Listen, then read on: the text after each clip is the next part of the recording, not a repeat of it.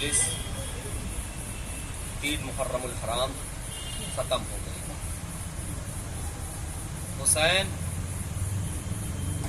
اپنے شہادت سے قریب تر ہوتے جا رہے ہیں.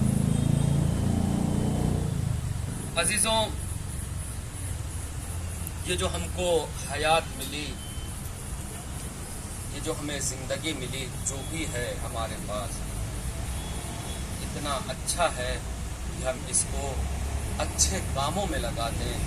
اتنا اچھا ہے کہ ہم اس سے اپنے اعمال کو سنواریں.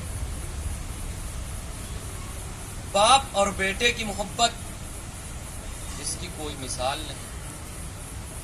باپ اور بیٹی کی محبت جس کی کوئی مثال نہیں. ماں اور بیٹے کی محبت جس کا کوئی جواب نہیں. بہن اور بھائی کی محبت جس کا کوئی شمار نہیں ہے کہ کس نے کوئی انسان محسوس نہیں کر سکتا، کوئی انسان احساس نہیں کر سکتا. ہے یا نہیں ہے؟ لیکن قرآن کیا کہتا ہے؟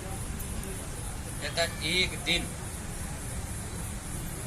نہ باپ بیٹے کا ہوگا، نہ ماں بیٹے کی ہوگی، نہ بیٹا ماں باپ کا ہوگا. وہ کون سا دن ہوگا؟ یوم حساب، یوم محشر. وہ تو کس نے دیکھا؟ ابھی دیکھا؟ ابھی تو مرنا ہے، برزخ طے کرنا ہے، اس کے بعد کہیں آنا ہے. اس سے پہلے ہم کو روزانہ جھنجھوڑا جاتا ہے. روزانہ کیسے؟ ہر ایک آدمی جاتا ہے.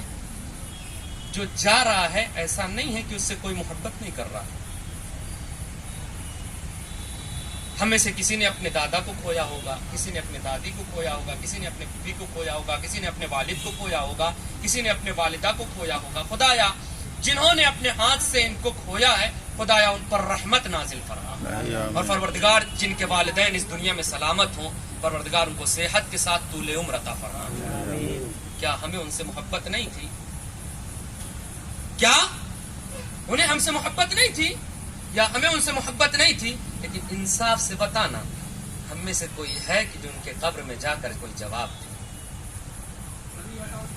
ہے ہم میں سے کوئی جو کہہ دے نہیں ہمارے ماں سے سوال مت کرو، ہمارے بھائی سے سوال مت کرو، ہمارے پھوپھی یا ہمارے XYZ جو بھی اس کا مر رہا ہے، ہم میں سے کسی کا کوئی یہ کہہ دے ان سے سوال نہ کرو، ہم سے سوال ہے کوئی؟ اگر ہم بھی اس دنیا سے رخصت ہوں گے تو ہمارے بیوی، ہمارے بچے، ہمارے ماں، ہمارے باپ ہمارے قبر میں آ کر جواب نہیں دیں گے. کیوں؟ کیونکہ جو بھی انسان کر رہا ہے وہ خود اپنے لیے. فَمَن يَعْمَلْ مِثْقَالَ ذَرَّةٍ خَيْرًا يَرَهُ. ذرہ برابر نیکی کرے گا تو یرا دیکھے گا، اس کو ویڈیو چلے گی، دیکھے گا. ذرہ برابر شر، یہ تو ہمارے یہاں ترجمہ کر دیا جاتا ہے. میں نے اس سے پہلے بھی کہا، جو بھی انسان کو نزدیک تر اور اچھا ترجمہ لگا اپنے دل کے حساب سے کہہ دیتا ہے کہ ذرہ برابر نیکی کرے گا تو اس کا جزا ملے گی. جزا اور سزا کا بات کا مرحلہ ہے. اس کو دیکھے گا انسان کہ اس نے کیا کیا ہے. ذرہ برابر بھی اگر اس نے برائی کی ہے تو اس کو دیکھے گا. تو ہم میں سے عقل مند، باشعور انسان وہ ہے جو اپنے حیات طیبہ میں نیک اعمال انجام دے لے تاکہ برزخ میں اس کو آسانی ہو جائے. اسی لیے تو مولا نے کہا کہ برزخ کا انتظام تم کرو، یوم محشر ہم دیکھ لیں گے. یہ آنسو اس وقت کام آئیں گے جب ہم برزخ کے لیے انتظام کیے ہوں، جب ہم نے واجبات کو انجام دیا ہوگا.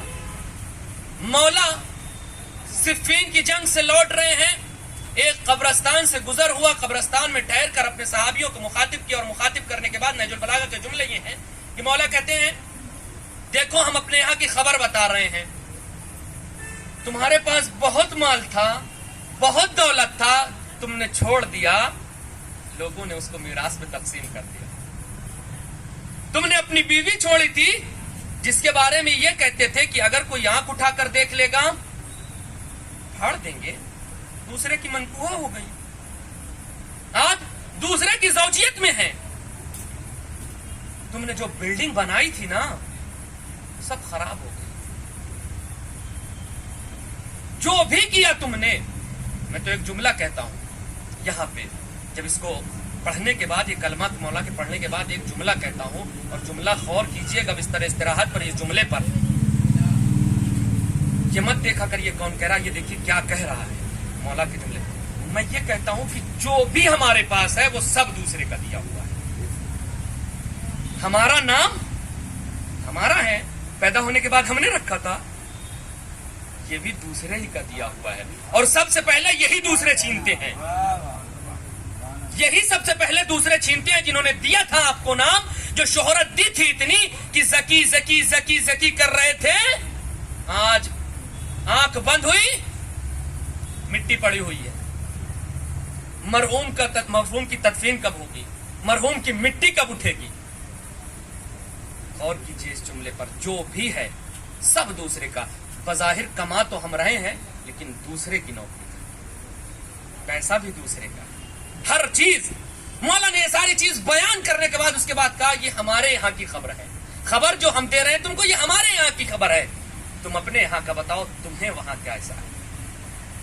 مخاطب کیا، کہا اگر ان کو بولنے کی اجازت مل جائے تو یہ صرف ایک ہی جملہ کہیں گے، کیا؟ خیر الذات التقوی، بہترین توشہ آخرت تقوی الہی ہے، جو ہمارے پاس نہیں پایا جاتا. تقوی کی تعریف جو ہے معلوم ہے مولا نے کیا کیا ہے؟ مولا نے تقوی کی تعریف یہ کیا ہے کہ جب تمہارے اعمال کو ایک تشت میں رکھا جائے اور بنا اس کو ڈھکے ہوئے، بنا اس کو چھپائے ہوئے لوگوں کے سامنے پیش کیا جائے تو تمہیں شرمندگی نہ ہو. اور چھٹے امام نے کیا تعریف کی؟ چھٹے امام نے کچھ اس طریقے سے تعریف کی کہ تمہارا پروردگار جہاں تمہیں دیکھنا چاہتا ہے وہاں تم موجود رہو، جہاں تمہیں نہیں دیکھنا چاہتا وہاں تم موجود نہ رہو. مطلب کیا ہے؟ علماء کہتے ہیں، مولا فرماتے ہیں، مولا کا کلام یہ ہے کہ مولا کہنا چاہتے ہیں کہ واجبات کو انجام دو اور محرمات سے پرہیز کرو. واجبات کو انجام دو، محرمات سے پرہیز کرو. ہم کیا کر رہے ہیں؟ اور سارے اعمال کو ایک کس کے اوپر ڈیپینڈ کیا گیا ہے؟ ہاں بولے تاکہ ہمیں بھی اچھا لگے، مجلسوں کا نتیجہ بھی تو نکلتا رہے کہ ہاں سن رہے ہیں. سارے اعمال کو ڈیپینڈ کس کے اوپر کیا گیا ہے؟ سارے اعمال کی قبولیت کی ذمہ داری، قبولیت کا دار و مدار کس پہ ہے؟ نیت پہ. صلوات پڑھیں محمد علیہ محمد.